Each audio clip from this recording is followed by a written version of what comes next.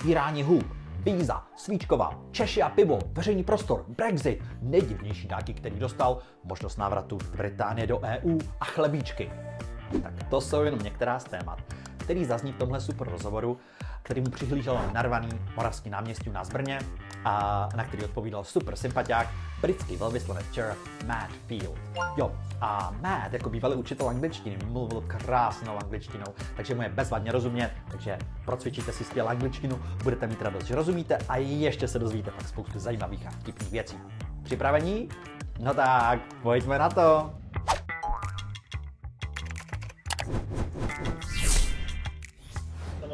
Halo, halo. Pokud jste přišli za největší hvězdou v Brně a okolí, tady za Mattem, a chcete se ho na cokoliv zeptat, nebo si poslechnout, jak debilní otázky jsem si připravil já, jsem na ně fakt hrdý, tak jenom pojďte blíž a budeme si spolu povídat. And we are going to speak in English. I think so. But maybe after a few beers we can switch. Jsme domluveni. Jsme domluveni, okay. So if you want, come closer and I have 3 or 4 questions that people send via internet. So I think it's polite to start with them, and they are very non-problematic. Are you nervous or not anymore? Not right now. Should I be? No. Okay. So, why did you choose Brno, and how do you like it here? And try to be honest. I know it's difficult in your job, but It's too late in the day to be diplomatic, so I've stopped being diplomatic now. So, why is the British Embassy in Brno today? Really, what we wanted to do was, of course, the embassy is based in Prague, but we're not the embassy to Prague. We're the embassy to the whole of the country. And instead of asking people to come to us, I think it's fair that we come to you. Why did we choose Brno first? Well, actually, because it's Brno. I mean, it has lots of energy.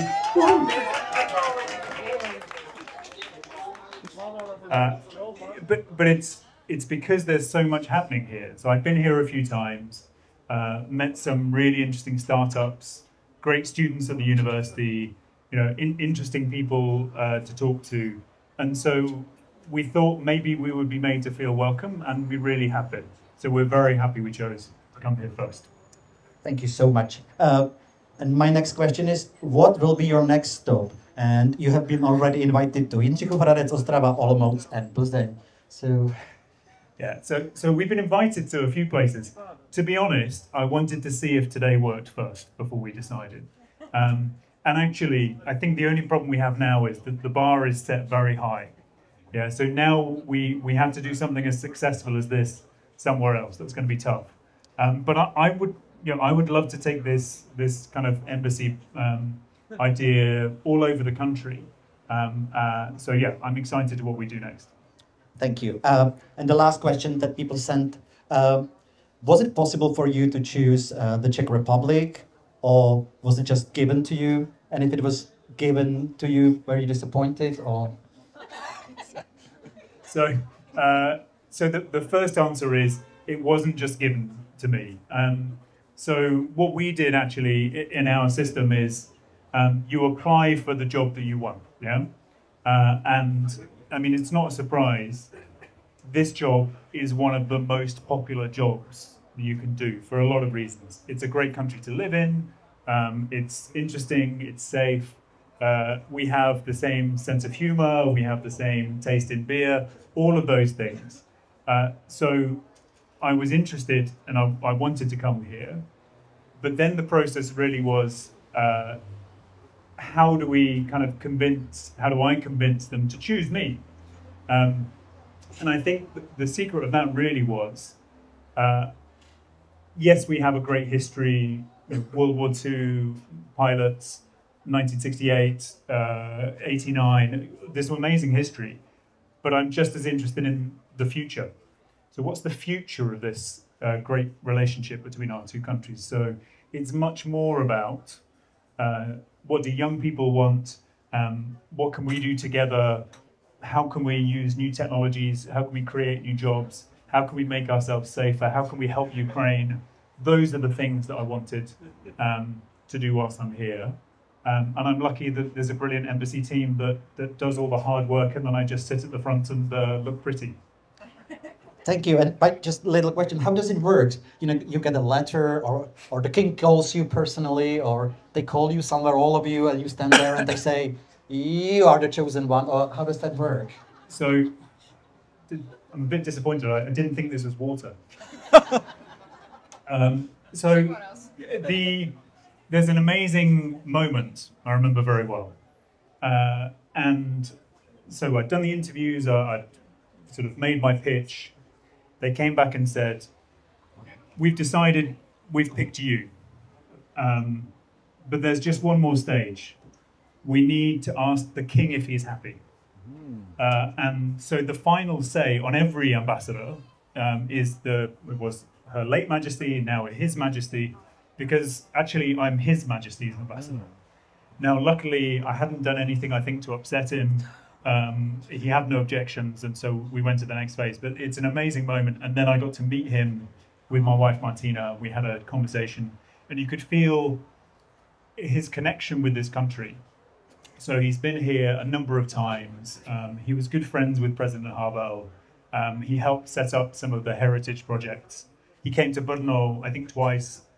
So he feels that connection. And then, of course, I said, like, I did what every good ambassador did. And I said, and you should really come back and visit. You should really come and see for yourself. And he said he would like to, but I'm still waiting for confirmation. Thank you. Teďka česky, pokud tady náhodou sedí někdo a říká si, do prdele, já něčemu nerozumím, tak mám pro vás dvě zprávy. První je, že tady Šimon to nahrává a hodíme to na můj YouTube kanál broňa.cz titulky, takže si to můžete ještě jednou pustit s českými titulky. A druhá možnost je rozhodnout se naučit se anglicky, na to je dobrý ten stejný kanál broňa.cz a tam to společně zvládneme. And now, would anybody be so brave and would like to ask a question before I go into my silly questions? You can come and say it in the microphone or just shout. Hello. I would like to ask, I know that you made a master's degree in Japanese studies. Can you say something in Japanese for us, please? Thank you. ありがとうございました。恥ずかしいほとんど忘れちゃった日本語ので、最近はほとんど忘れちゃった。しません。And I'm just checking, there's no Japanese speakers in. Okay, that's fine. Yes, in that case, that's my answer. To be completely honest, it's a bit rusty. It's very rusty. And it's still not as difficult as Czech. Thank you. Oh, we can have an applause, I think, you know. Before I ask you for next question, my question is, what do you think about Czech mushroom hunting obsession? And have you ever been on a mushroom hunt? So it's on that list of things that I'm still finding a little bit hard to understand.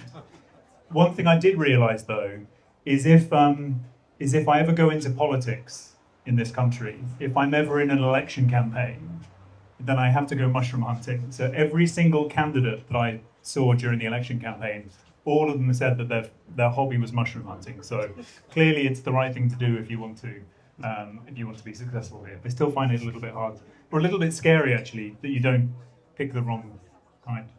Yeah, I remember when I tried to explain it to my friend in Ireland, they asked me, don't you have supermarkets? Anybody else who is brave enough to ask? Okay, great. Thank you. Hello. My question is sports related. I wanted to ask if you have any Czech sports club you support. Okay, this is a dangerous question. Yeah, so this is maybe the most dangerous question of all. Actually, no, it's very easy actually. So when it comes to ice hockey, obviously it's the Comets. Yes, it's the only correct answer.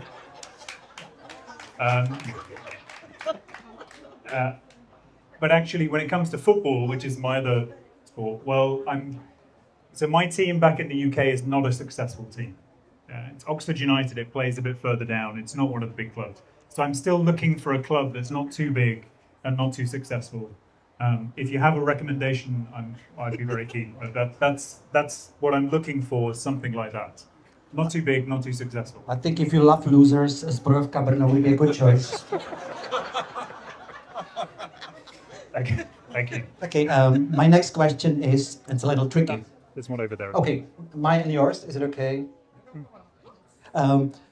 Smažený sýr, svíčková nebo trdelník? Which one should be banned and why?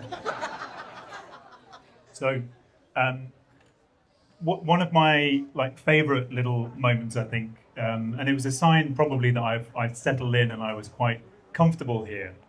So last year on the 1st of April, I announced to the country that I was delighted to say that the UK was going to celebrate the 1st of April that great Czech dessert, tadelník. And this would be a celebration all across the UK, and this was great news for all of us. I think some people realised that it was the 1st of April, and I didn't actually think it was a Czech dessert. So I know that tadelník is the one that doesn't belong on that list, but it's still a little bit fun to kind of poke sometimes. Okay, thank you. And can we get microphone to the man over there? Thank you, but my question will be maybe not very polite. What do you think about visa to UK for us? I'm really disappointed, honestly to say.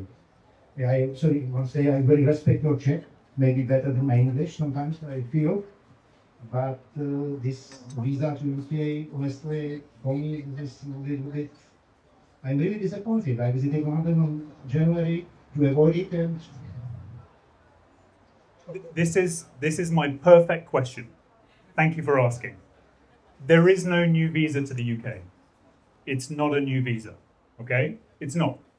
What we have now is a electronic authorization to travel, the same as for the US, yes, same for the US, and soon the same for the EU for us, very soon. It will be though. But this is the opportunity. If you're traveling to the UK, what you need to do is, online, put the application, £16 for 2 years, 2 years of travel, but you need to do it before you go to the UK. I'm not, if you're unhappy with us, I totally understand. But I want to be very clear, it's not a visa, because a visa is a much more complicated process. It's a short 5-minute application, costs £16, and it lasts for 2 years. That's what it is, and soon the EU will have the same thing as well. So you don't have to be happy with it. I can see you're not happy with it, but I want to be honest with you. It's not a visa. It's not a visa. Please, you can have your reply as well, but it's not. but it's 8 beers if you are in a, I don't know, this cheapest towns, this cheapest beer chain. You know, the sport is the name of it. Yes. Yes. The £8 beers in Camden. In Camden, it's 2 beers. But you're not wrong. It's, you're not wrong. And actually, I think it's a completely honest way to say it. It's 8 beers for entry to the UK for 2 years. I still think it's not bad. But thank you for the question, because it's very important. Thank you. My next question is actually connected with that one. Have you mastered the art of Czech complaining and moaning about everything while doing nothing about it? Or not yet? That's very unfair. That's very unfair. Yeah. I just think we're the same. I don't think we're different in that. I think we're exactly the same. And this is, again, why I think we understand each other very well, Czechs and Brits, is because, we like a little complaint sometimes, it's true. We don't take ourselves too seriously, and actually we don't like when people do. And we have kind of that dark sense of humour that makes the most of it. So when things are going really well, we kind of look around and wonder, okay, well, what happens next? But when we're under pressure, I think that's when we're at our best. Thank you. Anybody else with a question? Yeah. Oh, I saw you first, but everybody will get a chance. Yes, please. Okay, thank you. I'd like to ask, what is the biggest difference between living here and in the UK? Oh, that's a good one. Okay, this will get me into trouble probably. But as a Brit, I like to think we love our beer. Yes, so I think we take beer pretty seriously. But I've never seen in the UK little old ladies at kind of farmers markets at 8:30 in the morning with 2 beers going across the way. I don't think we start as early, nor do we. We're not as consistent through the day. But also, I mean, I very rarely see people drunk here. So clearly there's something about the Czech approach that works. I thought we were pretty serious about it, but it's a whole other level here. That's one of the main differences that I've noticed. I thought we were good, but we're not that good. Thank you. And maybe, I mean, if you start doing this, it would be answer to my next question, which is there anything you've learned from Czechs that you used to shock your British friends? Like drinking beer at 8:30 in the morning or... So, I mean, that's an easy one. Okay, I can't make every question about beer, but I think you will find out that the Brits have a problem when you serve them a beer with a large amount of foam, and that they tend to give it back. So that is a problem that will always shock them. But I think actually the thing that surprises most Brits here is how much at home they feel. I mean, it really feels very, very comfortable. I know there are Brits that have made Brno their home, that have never left. I think anyone who visits and comes here actually is surprised at how comfortable and how welcome they feel. And it's because of some of those connections. And I think that's the thing that people enjoy, and that's why they keep coming back. That said, you know, maybe this is one of the reasons we like it, one of the reasons we feel at home. But I quite like a grumpy person working in a bar. I don't really want someone with a big smile and lots of greetings and lots of how you doings and all of this. I kind of prefer someone who comes in and serves you like that, and that's what you get here. And that's I think one of the reasons why people feel very at home is. I think it's a big difference between Americans and Brits. Yeah, I think. I remember my friend Megan. She says they hate me, and I said who? And she says everybody in the pub, and I said why? She says because of George Bush. They never say hello. They never smile. They know I'm American. Okay, anybody else with a question? The lady over there. Yeah, very special. Thank you. I think it's really nice for us to hear the comparison, so we compare two nations. And I would be particularly interested in how you feel the people enjoy the public space that we are here in the park. But what's the main difference between two countries, how they actually use the public space? Because I think we are still learning in Czech Republic to use the public space properly. So do you see some differences? Yeah.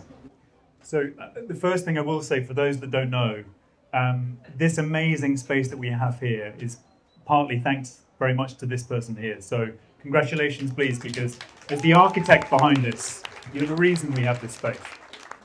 Yeah. So congratulations to you. I think this is a great example of like changing a place, making it available, making it inclusive. So we love what you and everyone else has done here. How do we use these spaces? I think, at least in my experience, when we get it right in the UK, I think we make it available for everyone, yeah?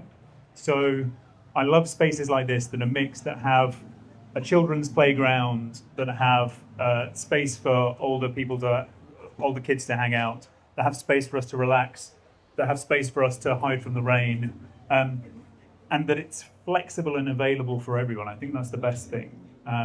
We don't always get it right in the UK, but that's us on a good day, and that's the same here. One difference I do find is that I think Brits think they love the outdoors, or they like the outdoors in theory, but Czechs actually spend time in the outdoors. And I think we could learn a bit from that. I think actually spending more time in the wild, a little bit further away.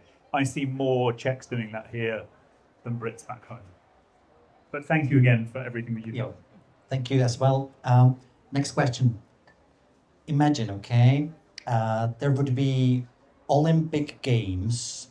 I have it written somewhere. Where's my great question about Olympic Games? It's really a good one. Yes. If there was an Olympics of national traits or characteristic, in which would Czechs beat Britons and vice versa? Oh, that's really tough. We can imagine I never asked if you won. I don't know, I'm kind of interested as to, look, there are people here who are more expert than me. You've got Czechs that have lived in the UK and you've got Brits who have lived here for a long time, who are probably more experts, and you know us very well. All I know is that in the real Olympic Games, you can have the winter sports, yeah? So you've got the winter sports, we'll take the summer sports and we'll divide it between us, that's fine. I watched the UK play in the Ice Hockey World Championships last year. That was fun, wasn't it? You had a good time. You had a good time when Czech Republic played the UK. You had a great time. We were the perfect guests. We were happy and unsuccessful. So you can have the winter sports, and we'll try with the summer ones instead. Thank you. I think you would be Olympic winners definitely in saying, I'm fine, even you're dying. It is. Okay, and this, I was just about to say this will stay between us, but that's probably not the right way of thinking about it. But in terms of summer Olympic sports, someone has pointed out to me, I don't think it was a Czech, maybe it was a Czech, someone said, the UK seems to be very good at all the sports that you can sit down. And that's probably still true. Okay, thank you. Anybody else with a question? Lady over there in green dress and glasses. Hello, good afternoon. Welcome, Brno. I have a question about your social media. I'm a follower, so I follow your videos and photos. Was it your idea from the beginning to do it, or is there, for example, some recommendation from the government saying to the ambassadors, do good PR for the Great Britain? And because you're not the only ambassador doing the videos on Instagram, so how was the beginning? What was the idea behind it? Yeah, thank you, and thank you for following us, and please continue. So, I think it's part of the job these days, to be totally honest. So, I think every British ambassador around the world these days is expected to do some social media. You can kind of say, and with apologies to the students who just heard me say this, ambassadors are the original influencers, yeah? So we've been doing influencing for a long time. These are new social media channels, but it's just doing the same kind of thing in a different way. But it is true that before I started, I sat down with the team in the embassy, and we've got a couple of brilliant Czech colleagues who do our comms work, and we said, well, how do we want to do this? And we talked about the kinds of things, the kind of impression we wanted to make, to be kind of enthusiastic and curious and all of these things. And then it was one of those colleagues that said, what if we say jsem tu nový? And I thought that was brilliant, because it's not jsem tu nový, it's jsem tu nový, and it kind of expresses everything we wanted to say from the start. So from that very first day, we started with that.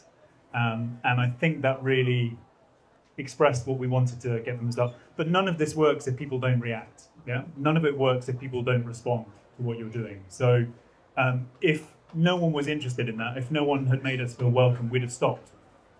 But because people here are very welcoming, because they give you, if you ask for a recommendation of a movie, they give you hundreds. If they ask where you should visit, they give you lots of names of places. Because of that, it works. I think that's why. Because of the reaction. Thank you. What is the strangest gift you've received in the Czech Republic as a diplomat? You know, because I always see, Kim Jong-il or somebody, and they give these really strange things to, diplomats. There is, so many. So anything unusual that you just looked at and felt like, oh dear. You're going to get me in so much trouble.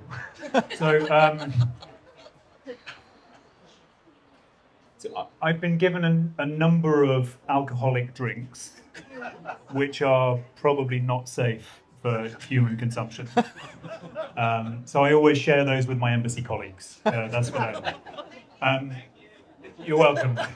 So I've also got on my shelf in my office a number of amazing books about the mining history of particular regions in this country, which I will treasure where they are for a long time. But that's probably enough. There's been more. Thank you. Anybody else with a question? Hello, thank you for being here. I would like to ask a question about your ambassadorship. Are there any particular projects that you, during your ambassadorship, have overseen between the UK and Czech government that you find especially treasuring or especially important and something like that? Thank you very much. Thank you. So, I mean, one thing I always say when kind of asked questions about this, sort of my time as ambassador is, you know, I'm one member of a big team. Yeah, so I'm incredibly lucky. We have a fantastic embassy team, and most of the hard work is still done by them. So, you know, my job most of the time is to turn up and look pretty and be sat at the front and let them do the work. But the reality is, we've had a number of, I think, thanks to their work, really important successes.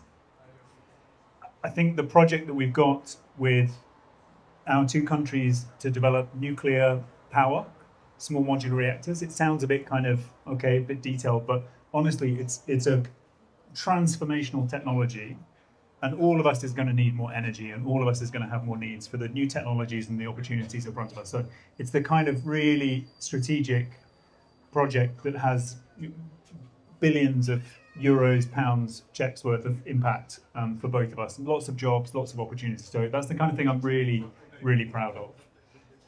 I think we can also, both the Czechs and Brits, be very proud of the work we've done together to support Ukraine. That hasn't finished. That needs to continue. The Czech Ammunition Initiative, the UK has its own support of military equipment.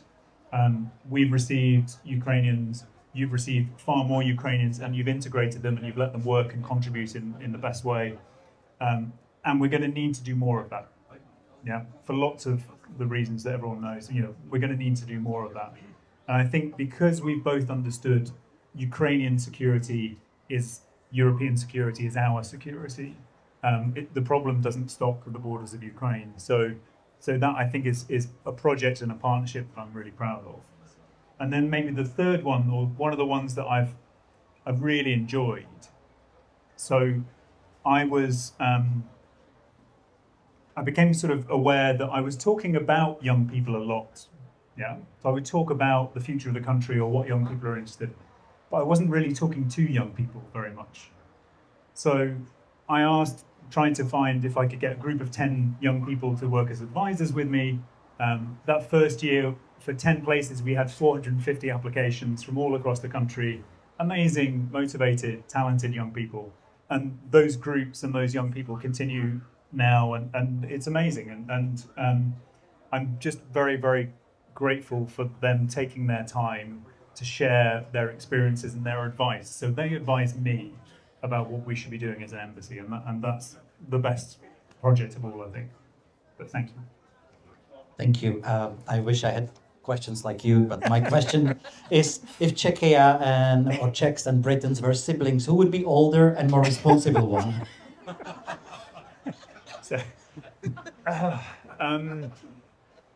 So I'm an oldest sibling, yeah, and so I'm always a bit biased on these things about responsible older siblings and destructive and difficult younger siblings.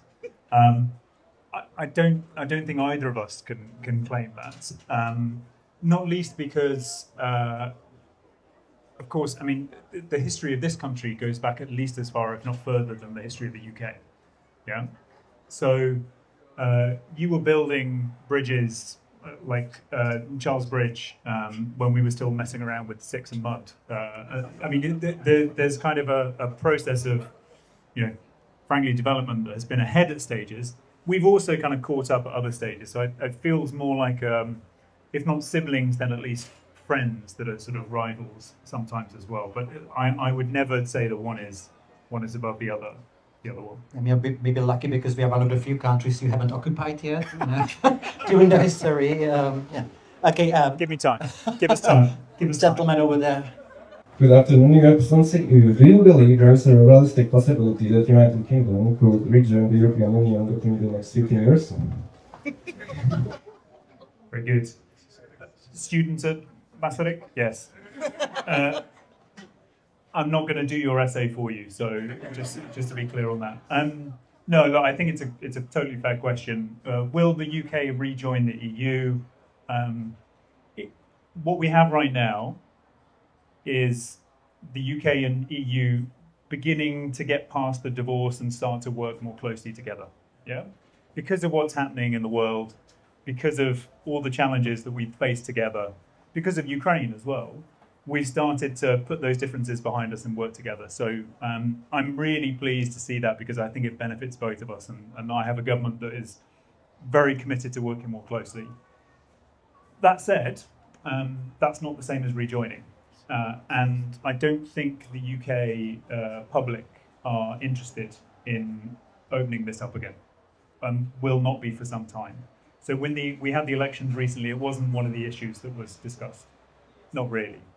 I think the other part of it, of course, is whether or not the UK wants to rejoin, you have to be accepted by the other members. And I'm not sure the EU would want us back right now. So, I mean, there's a whole process.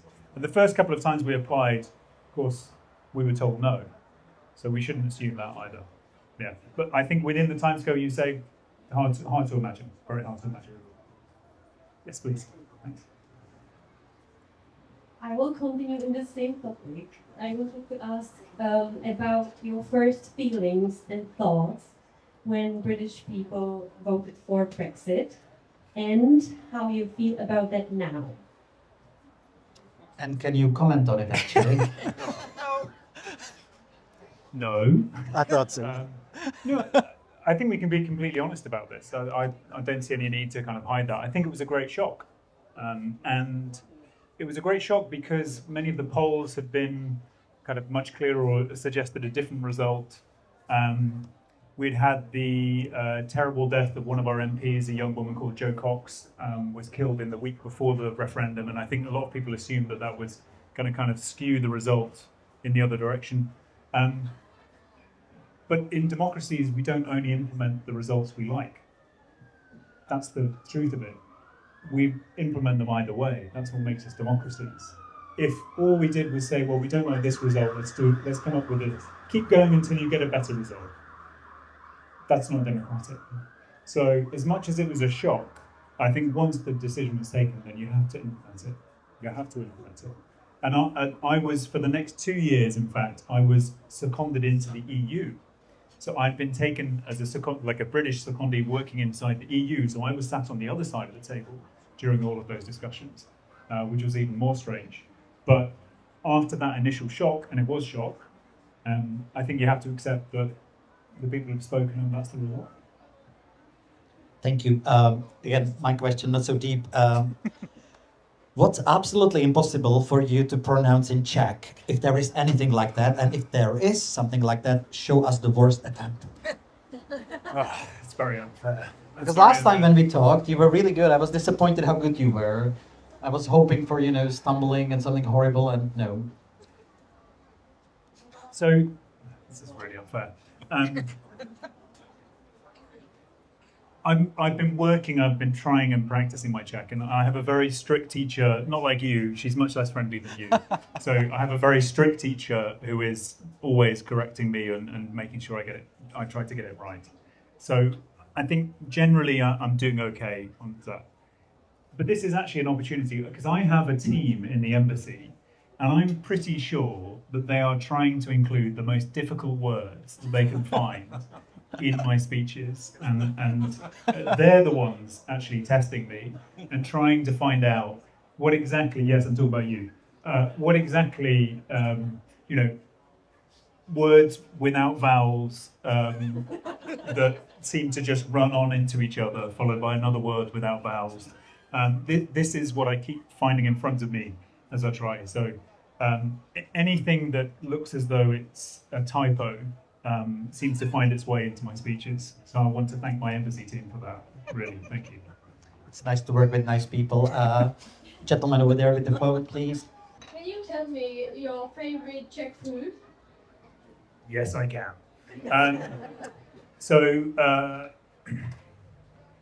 it's one of the best things of my job, is that I have an excuse to try everything.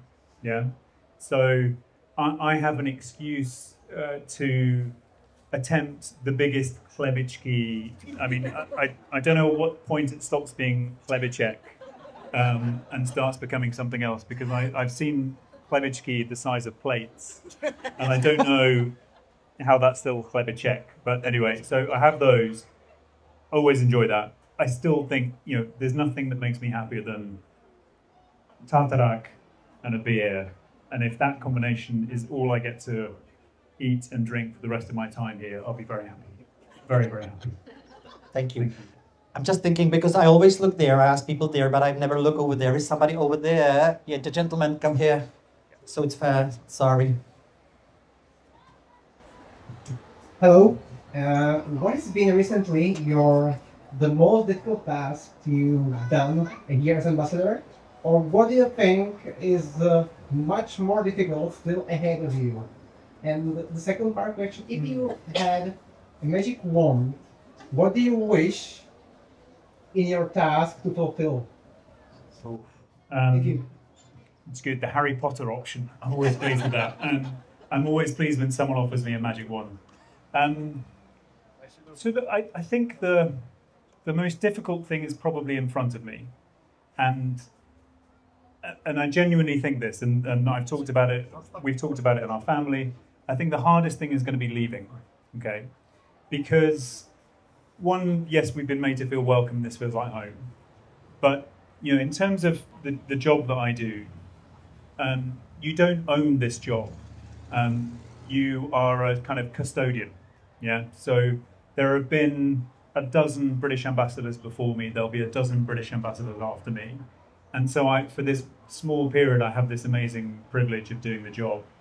And I think leaving it and accepting that someone else gets to do it their way is the most difficult thing. And part of the reason I think that is because I've talked to my predecessor, and that's exactly what he said. You know, he left 2 years ago, he did a brilliant job. He still can't come back. He said it's too soon, it's too painful. I can't do it because we still feel so connected, and we still feel that, you know, it should be us doing it, should still be us. So I think that most difficult bit is ahead. The magic wand option,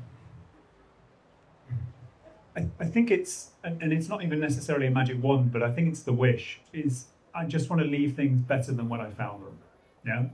And I think what I love about the embassy team and what we're doing and things like today is that, you know, this is us trying to make things better than we found them. So, you know, today we visited startup companies that have got money from the UK to do amazing, brilliant science and other projects. We talked to, you know, elementary school and high school students about learning English and supporting work from Broňa and others here. We got to talk about, again, the help for Ukraine and making our countries safer against these big challenges. And that's amazing to be able to do that. But I think that's what we're trying to do is each of us in our different ways, in our teams in the embassies, is we're trying to leave things better than we found them. And that's a good goal to have, I think. Thank you. Beautiful. Thank you. Talking about English, so if anybody here would like to have even better English, but I think you're amazing because you laugh in all the right places. So good job. What would you recommend people, you know, want to even improve their level of English? Well, I can think of one person that they should be following, and I'm sure everybody here follows you already. So, what's the next one? They don't follow me for the English, that's for sure. No, look, I think the word that you do, Broňa, and others as well, to kind of make English accessible is brilliant and super important. I think it's also because, to be completely honest, it's kind of sometimes, and I've taught English before, so I've been an English teacher as a foreign language for 3 years, 3 working years. And sometimes it's hard for a native speaker to explain because there are so many weird things in English. And the only real explanation you have is because it sounds right. I mean, that's as good as you can get. And I think actually sometimes it's better not to have a native speaker because you will have seen the challenge of learning something. You'll have been through that and come out the other side. and then you can show that it's possible, and it's actually much better. So, I mean, kudos to you for trying to teach this crazy language of ours. But I think that's why it's sometimes even better to have someone who has been through that process, come out the other side, speaks fantastically, and that's great. Thank you so much. Hello. I know that earlier this day you were at a high school in Herzegovina, and it's actually a school I attended, so I was wondering how did you like it? But more importantly, what do you think the relationship of young people in Czech Republic is to politics, and is it changing, and is it different from what relationship is in England or UK? Yeah, thank you. I mean, it's a great school. It was lovely to see it. The students were great. We had lots of good questions, and they also laughed in all the right places, I think, so that's always a good sign. I'm very careful about speaking on behalf of young people in this country. To be honest, you're a better person than me to answer that question. But at least what I'm hearing from the people I talk to is that many young people feel a bit kind of frustrated and switched off by politics here. And that's not just true here, that's true in lots of places. I think politics has become a bit more polarized and negative and all over the world, and I think that results in people thinking, well, I don't really want much to do with that. The problem with that is that whether or not you are interested in politics, politics is interested in you. Yeah? So politics is interested in you because politics has an interest in the education system, healthcare, where money is spent, where it's not spent, what happens with Ukraine, all of these things, climate change, you name it, politics is interested in it. So I think there's a real risk of people switching off. And one of the messages actually that I mentioned in the school, because we had a discussion about this as well in the school today, was just be careful about, as a young person, be careful about switching off completely from politics, because there are people who want you to do that. There are people who want you not to vote and to think it's all the same and there's no point.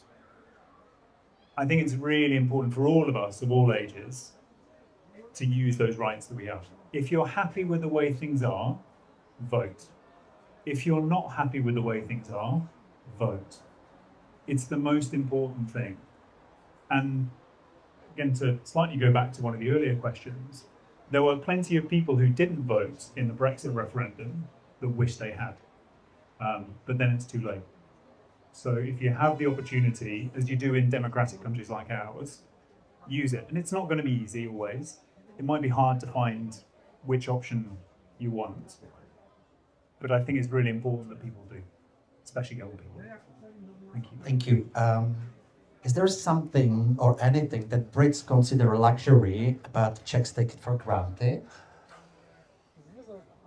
I can give you some time to think about it. One of my British friends, he came to me in the morning and he said, I broke my leg, and he was so excited, and I say, and he said, I went to the hospital and they immediately helped me. I didn't spend all night there, and he couldn't believe it. He said, like, that's magic.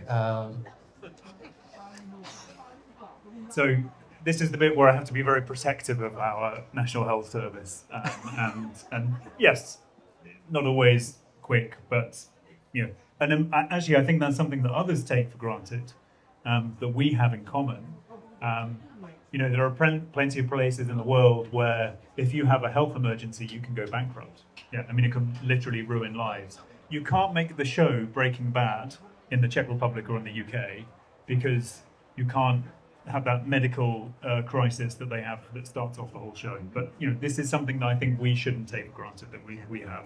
How about cabin or cottages? Because I remember when I said that my parents are going to their cottage, suddenly everybody thought I'm a millionaire or millionaire family. Is it common or not to go for a weekend to your own house or cabin? It definitely feels much more common here. I still don't quite know. It's one of those language things. I still don't quite know where chata ends and chalupa starts. But I'd love to find out, really. We can discuss it later. So, yeah. Then there's one over there. Okay. Thank you. As you are the ambassador of the UK, I would like to ask you if you can recommend all of us, if you some time visiting UK, if there is some place not known, like London, for example, Heritage Museum, whatever. Definitely should be some must-see visit, which you say you feel pretty sorry that it's not that known for tourists, for example. I feel a little bit conflicted, to be totally honest, because if I have a secret special place, I'm not going to tell you about it. I mean, this is a secret special place I want to keep. But I think the thing that I would just really encourage anyone going to the UK, once you've completed your ETA, so you've taken care of that on the way, but if you're in the UK, if you have the time to try to just get a little bit off the beaten path. So it's very easy to go, London, Oxford, which is where I'm from, which is amazing as well, to maybe visit, if you do get as far as Scotland, just to get to Edinburgh. There's a lot more in the UK than that. If you can just get a little bit off the path, and I think it's the best thing about, actually I enjoy about the Czech Republic is when I get a little bit off the path and have the time to kind of explore and take some of those recommendations from people about where to spend time. So I would just try to get off a little bit the main routes and have the time to explore. And I think when you do that, you find all kinds of happy things along the way. Definitely. No, thank you. Hello, I have a very simple question. And what are the main differences in politics between UK and Czech Republic? Okay. Right. I thought it was easy. Nope. Yeah. So main differences: politics in the UK and the Czech Republic. Okay. All I can see is colleagues laughing around the room. Watching me trying to answer this. So no, I think it's one of the things that I find interesting and different here is just the number of parties. Yeah. So in the UK, we basically have had two parties in government at the national level, a third one kind of halfway in, and then a different party sometimes in Scotland. And that's it. And we basically kind of go from relatively long periods of one to relatively long periods of the other. I said we had a change last year. Before that, we had 14 years of one. Before that, we had 13 years. Before that, we had 17 years. I mean, so we don't change very quickly. We have this kind of quite stable long-term thing. It's a bit different here. The number of parties, the coalitions, and at least, and I think this is, I'm going to have to check. I'm looking for a colleague to help me out, if I can phone a friend. I think the last time that a sitting prime minister won an election in this country was maybe 96, I think. So you seem to have an appetite in this country for change, which is quite different from ours. So we tend to be fairly long-term. So aside from the particular parties and the number of parties. So would you say that means that we are more optimistic, that we always hope, oh, the next one will be better, oh, the next one will be better, and you just gave up already, or? I mean, you could definitely make that case. you could definitely make that case that, yeah, we stick with what we know. Maybe that's it, yeah. Before there will be another question, my question is there a question you would like to hear and nobody asks? Sometimes I go for an interview and I really hope they ask me something and they don't, and I'm a little disappointed, so I'm giving you the chance to pretend I ask you whatever you want me to, and we can talk about it. No, I think that ChatGPT. Sorry, I think that you have come up with some great questions here, and I don't have any comments on that. So no, I'm interested again to hear other people's questions. So thank you. Okay, so let's keep going. Next one. Thank you. Okay, the lady over there. I would like to ask you if you can choose one position in a rugby team, which will be for you, or if you want to try play rugby. Thank you very much. Okay, that's the question that I wished I'd been asked. So this is perfect. Thank you. So if any of you wasn't here this morning, I'm sorry you missed it, but at 9 o'clock this morning we had 40 young boys and girls playing rugby here from Rugby Academy Brno, and it made me so happy because I love the game. It's kind of my favourite sport. It's for everyone. Yes, it's violent, but you know, all the violence is on the pitch, so the fans are always well behaved. So you know, it's a great sport, and I really think it's for everyone. So it was great to see boys and girls playing together and all of that. There's the position that I used to play, and there's the position I wish I played, and I wish I was one of those quick, graceful, you know, light-footed, agile, skillful players, but that wasn't me. I didn't go round things. I tended to go through them, and that's the kind of player I was, and it was very limited. But that's at least, in terms of rugby, was where I was happiest. Certainly that. But I wish I wasn't. I wish I was one of the other guys. Okay, anybody else? Thank you very much. Good afternoon. I'm glad Miss asked about rugby. I'm also a rugby player. And I wanted to ask two questions. First one is, what's your favorite rugby team in Czech Republic? And second one is, who's your favorite rugby union player in the world? Okay, this is a specialist one, so I'll be quick for you. I don't yet have a favourite rugby team here, but I mean, I have a shirt from Rugby Academy Brno, so I guess that's my team now. So if the under 10s will take me, I'll play with them. Yeah, that's the one. And then just for you, so my favourite rugby union player is Mauro Itoje, and he is the England captain of Nigerian descent, and is just, for me, best player in the world right now. And thank you for being a great representation of the United Kingdom. My question is not that difficult, because you've had so many great experiences in the Czech Republic, and I was wondering what is the most rewarding part of your job? Thank you. Great question for the end, isn't it? Yeah, it is. It is. So I'll give you what I think what will sound like a diplomatic answer, but I promise you it's not. Being able to have days like today, when you look around and you see the fantastic colleagues from the embassy and all the work that's gone into this, and all of the work that's gone into it from the Brno side as well. When you're able to enjoy the history of our relationship, the amazing sort of checks that flew with the RAF, everything that we've been able to do together in the past. But you're also able to think about what we do next together.